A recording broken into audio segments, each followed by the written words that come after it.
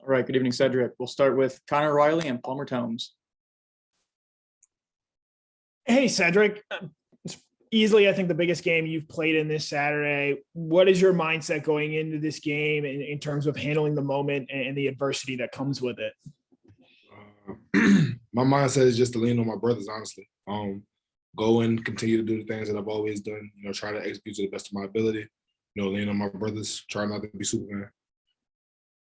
Sedrick, what are a couple of things that y'all have emphasized this week in preparation for the pass rush of Alabama in this front seven?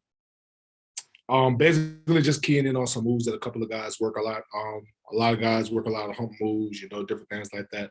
So just trying to make sure you keep your head out, play with your hands, move your feet, things like that. Next, we'll go to Jake Rowe, then Jed May. Sedrick, in a big game like this, obviously you guys want to be able to be balanced. You want to be able to run the football. This is, I guess, your first championship game you played in. Do you kind of feel a little different? Do you dig down a little deeper? Is it all different for a guy like? Of course, you dig down a little deeper. Just because you want to be an SEC champion, that's something that's really, really special and something that would bring much joy to everyone in this building. So you definitely dig down deeper for the people in this building. Whether it be players, staff, coaches, assistants, janitors, whoever. Everybody's a part of this. So you want to make sure that you dig down deep to make sure that you don't let down anybody in this building. So definitely dig down a little bit deeper, and it's special for the sense of we want to be SEC champions. Sedrick, who are some of the older guys in the locker room this week that have just sort of, stood up and told y'all this is what it's like playing an SEC championship? This is how you keep your composure, all those kind of things. Who are some of those veterans that have, made their voices known this week? Definitely for me, Jamari, Quay Walker, N'Kobe Dean, Justin Schaefer. I'm trying to think who else. I think that's all I have off the top of my head, but honestly, this group has definitely been led heavily by the seniors. Also, in Samir White and James Cook, definitely have been led heavily by the seniors. So all of them have been chipping in. Next, we'll go to Chip Towers, then Jake Jennings.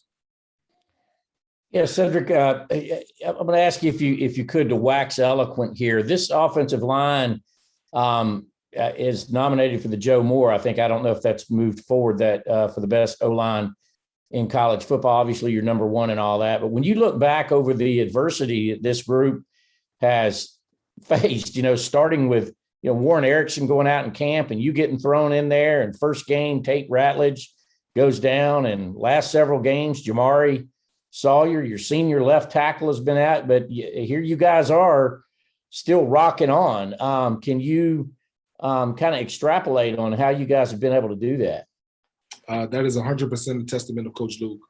Coach Luke definitely goes out of his way to make sure that we are over-prepared for all situations and games. A lot of the times, we kind of, I guess, take it for granted in the fact of, like, how much he does for us. Man, but Coach Luke is awesome. He's great, man. He really does, get us prepared for every possible look. So I 100% have to give that credit to Coach Luke.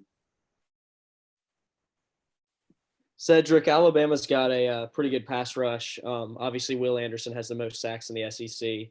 You get to practice against some pretty good guys too, though. How big do you think that'll be going into a game where you got to stop some of the conference's best pass rushers from getting to Stetson? It's a major jump, a major advantage for us, just for the simple fact that every day we go against the best guys and we're taking game like reps. Over time those reps start to add up. So I think it'll definitely be an advantage for us. An advantage for us just because, we go against some of the best in the country every day. So I look forward to the matchup.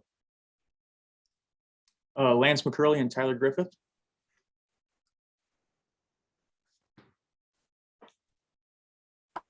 Hey, Sedrick, I know you're from Louisiana, but do you kind of remember the last time that Georgia and Alabama played, not last year, but in 2018 and then 2017 in those games and how close they were?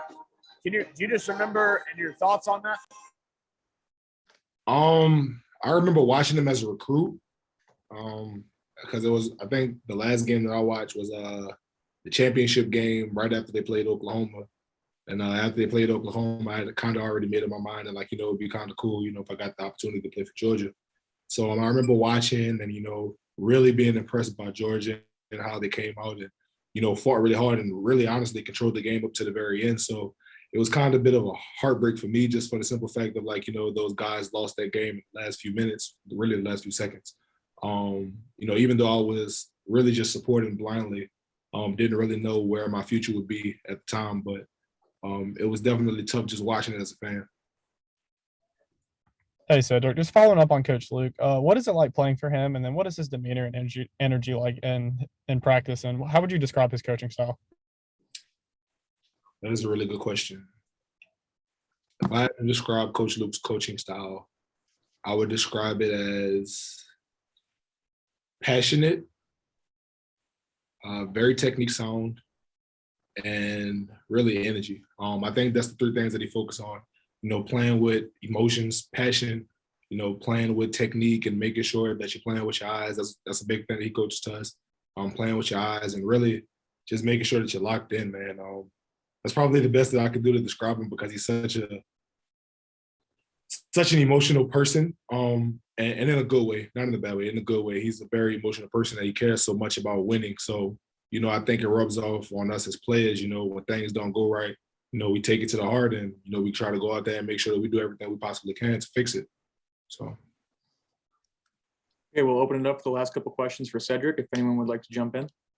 Cedric, Hey, not asking for an "I told you so" here or anything, but obviously LSU played in this game a couple of years ago, and been a lot of change over there in the last couple or 3 years. Was that part of the reason you decided to kind of go outside the state and stuff, or do you mind revisiting that just a little bit?